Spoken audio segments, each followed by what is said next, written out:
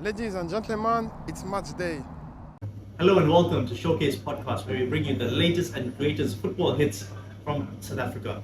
I'm your host Desh, and with me today is Zaid Mohammed. Yes, now, ladies and gentlemen, it's officially the second video. We're excited to do it. As you can see, our journey starts now. We're in a new location. I hope you guys like it out. So let's get into it. You can let us know what you think in the comments. Let's not stand on ceremony. Said Mamelodi Sundowns are hosting Kaizer Chiefs in the second leg of the MTN8 semi-final. Yes. What would it mean right now if Chiefs could end their trophy drought? I think it's like 8 years now.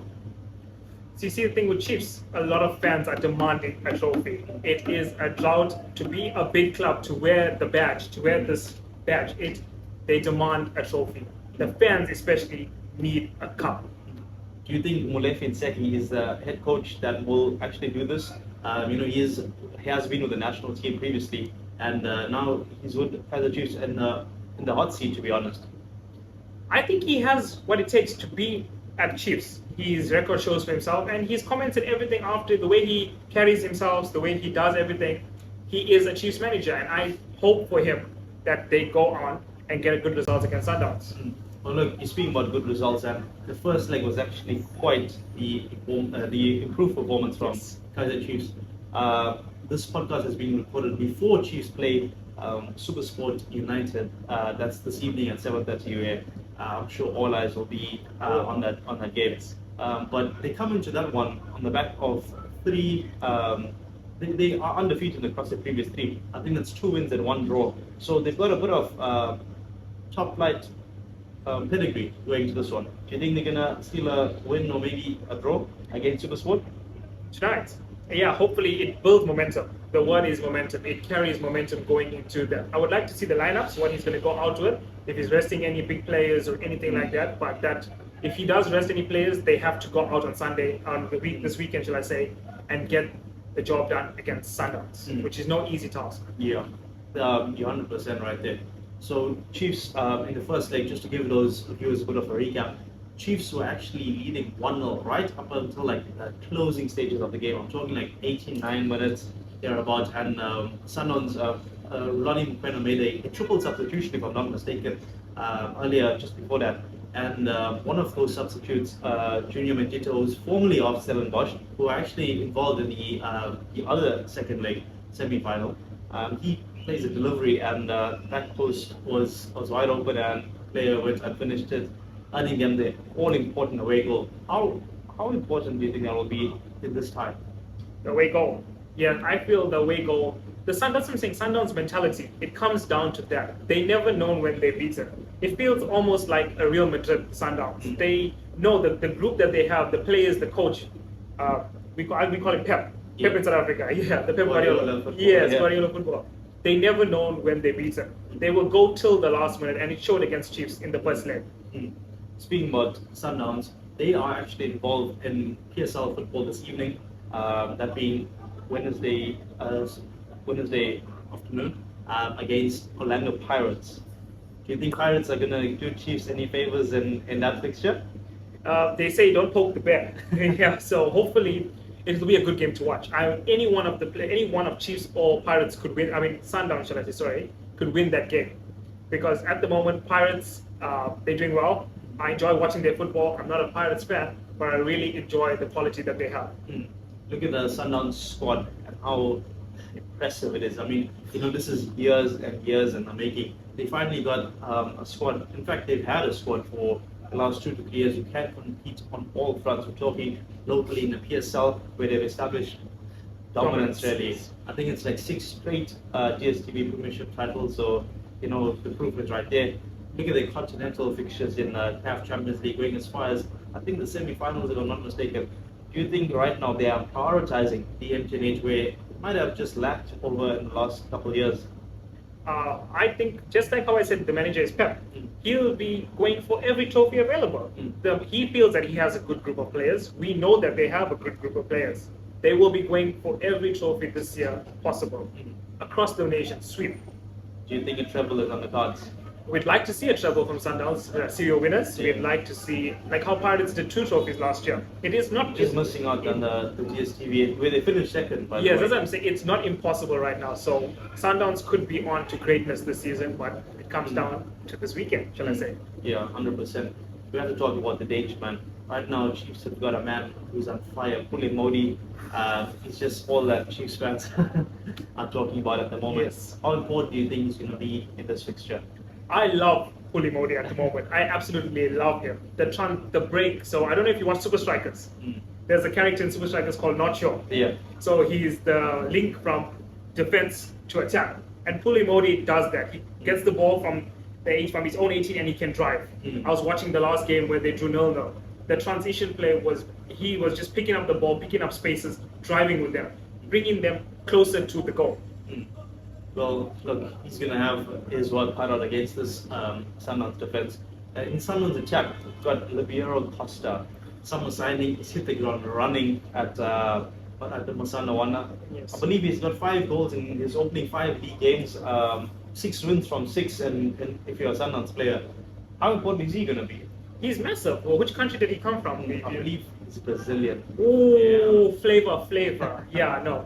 That's what I'm saying. We have at the moment, Sundowns especially, they are bringing these imports, shall I say? We call them imports. South American South forwards, Americans, players, yes. Venezuela, Uruguay, and you've seen the likes of Sereno previously. Yes, that's what I'm saying. It's good for the league. It's good because these players that are not, if they're not doing well at Sundowns, they move to the other competitive clubs. But like for him, I feel he's the danger man. He's there. I just want to shift your attention to the Kaizer Chiefs goalkeeper, Brandon Peterson. He's come up against Sundowns twice already this season, once in the first leg Yes. and once in a PSL, where Chiefs went down, but not without a fight.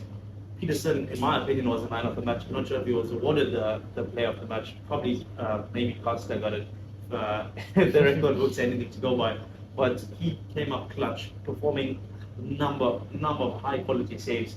Is he going to be a busy man at Lucas Moribe Stadium on Saturday? The goalkeepers play an important role in club competition, in cup competition, shall I say. It's vital. Just keep the ball out of the net by all means. Just get it out of the box, keep it in there, hold it, come out to the corners, clear it, just don't let it cross the line. In club competition, 1 goal can make a big difference. You know, you mentioned in goalkeepers and all his qualities, just made me think of his opposite number in Ronald Williams. Not only does he have all of that in his locker room, but he's also the Bafana captain. The big man. Yeah, and you know, you frequently see him ushering his team on, shouting instructions to his defenders, marshalling the defense. Does he keep a clean sheet in this one? I hope he does. He is the man. He is the man. He'd want a clean sheet. If you know him, you see how he dictates his box, you see how he dictates the defenders. Yeah. He'd be very disappointed personally if he conceded this weekend.